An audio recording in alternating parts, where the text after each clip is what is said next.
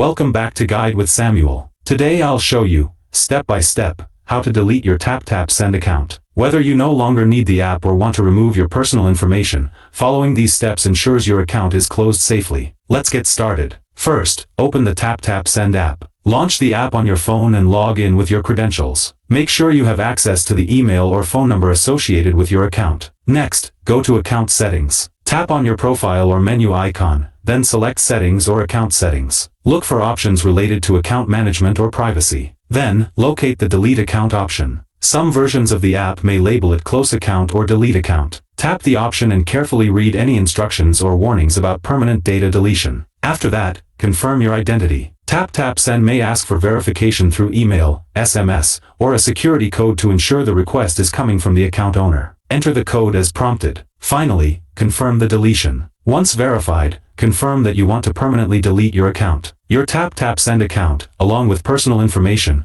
will be removed according to the app's policy. Quick tips. Download or save any transaction history or receipts before deleting your account. Be aware that deleting your account is permanent and cannot be undone. Contact TapTap Send support if you encounter any issues during the process. Deleting your TapTap Send account is simple and secure when you follow these steps carefully. If you found this helpful,